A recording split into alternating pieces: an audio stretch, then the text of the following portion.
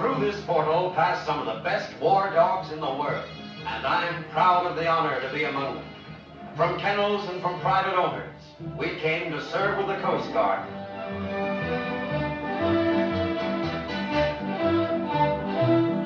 And although we dogs have been going to war since the days of ancient Egypt, I must confess I was homesick and nervous. As my crate was open for me to come out, I couldn't help wondering what kind of a dog's life it was going to be. Well, first thing they did was to have us processed. In pretty much the same manner as any 1A selectee, I had to be at least 24 inches high at the shoulder. A cinch for me. Some young punks, too small to make it, kept watching us, wishing they were bigger. I wasn't too worried about the weight requirement either. No less than 55 pounds. And I came within the age bracket, too. From 14 months to 3.5 years old. The small stuff hung around, hoping that somebody might start a kindergarten, I guess.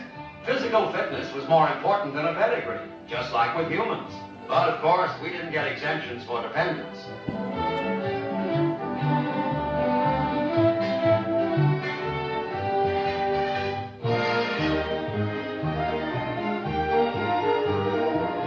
Then what made us really feel like GIs was getting our own service numbers. In fact, we got the whole works, including individual photographs for identification files. And every time the camera clicked, the small fry fretted with envy. There were some fine-looking guys in my outfit, and gals, too, like this one. Not bad, huh? I kept wondering if she'd notice me. There was plenty of competition in the crew. One of the most important things was being assigned to our handlers. For from this moment on, our lives and our missions would blend us as one. As we walked back to our quarters, each of us prayed inwardly that we would make the grade, that we would not fail or disappoint these men whom we were to serve, that we would be worthy of the long, tiring, patience-demanding weeks of work they would give us. And so we met each other and became friends, and tried to show that we considered one another to be the best of all of them. And a strong bond of confidence was cemented between us. No wonder the juveniles were jealous. We were more than mascots. We were going to be war dogs of the Coast Guard.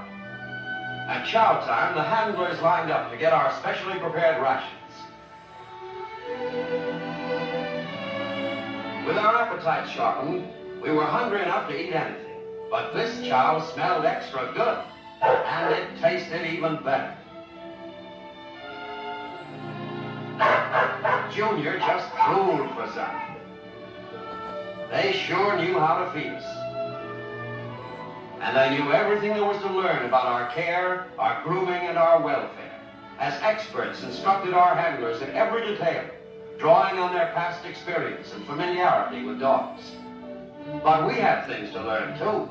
In the basic training area, we were to be taught the first requirement of all war dogs: simple obedience. Commands spoken with the accents of men from different sections of the country as they drilled dogs of different breeds and colors. All dedicated to becoming indispensable assets to the Coast Guard for overseas duty. So they put us through the routine until we caught on, drilling into us things we never dreamed of in civilian life.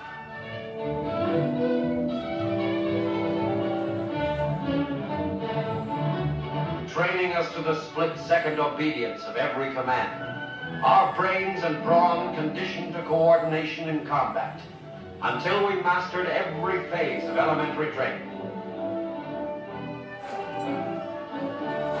By the time we were ready for advanced training, we obeyed only the commands of our own training. And when we were told to stay put, brother, we stayed, whether we wanted to or not. Every time we mastered a difficult part of our schooling, we could sense the satisfaction of our handlers that their efforts were bringing results.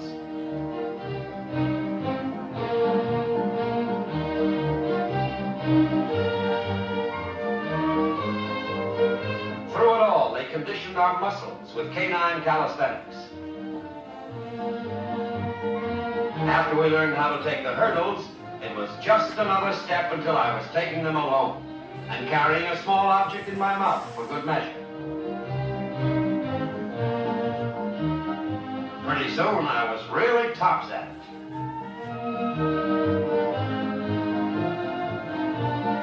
Wall scaling was another important part of our training.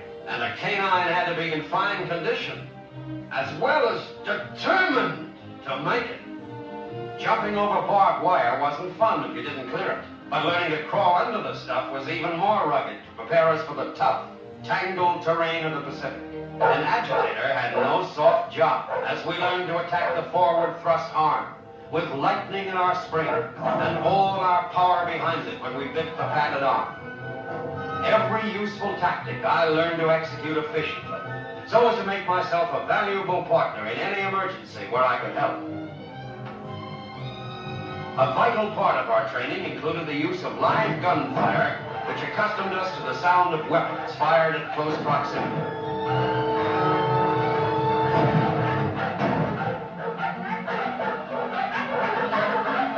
And we were conditioned to the distractions of many unfamiliar sounds and noises.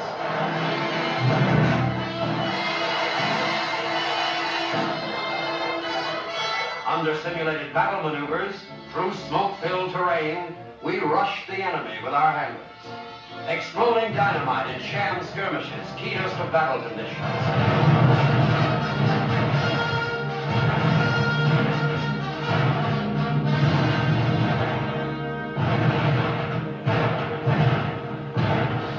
The great day arrived. Graduation. We had passed exacting requirements and were now qualified to perform a multitude of combat duties. Proudly, we passed in review. Now we were ready for active duty overseas, ready with our handlers to take our share of hardships without a whimper, ready to prove our worth under fire. As the ship stood out to sea, we proved to be good sailors, salty dogs of the Coast Guard.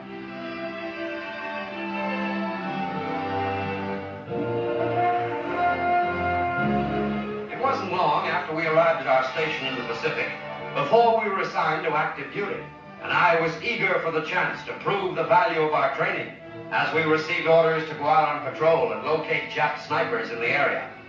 This was the chance for me to help where human eyesight might fail and sounds might be too light to be heard. This was where my sharp eyes and ears would be needed, where my acute sense of smell and hearing would detect a Jap no matter where he was hiding.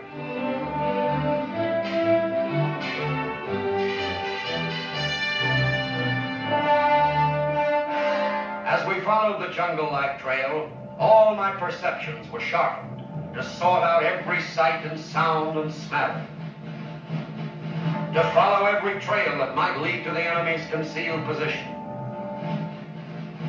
The further we penetrated, the more cautiously we moved, for in this theater, the Japs used the jungle's tangle like a weapon. A sniper could hide any place in here. The only way to get him was to go in and find him. And it was on one of these patrols that my training had to prove itself.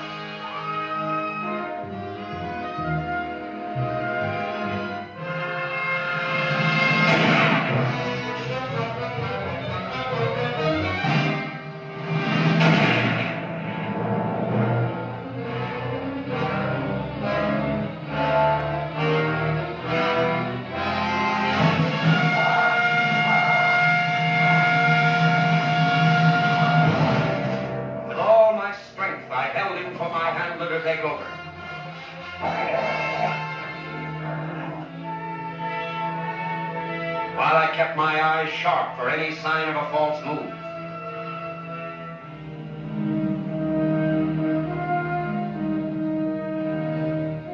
And my heart pounded with pride as we took our prize in tow. War dogs of the Coast Guard, acclaimed for service and devotion to duty, side by side with their uniformed trainers, partners in war and in victory.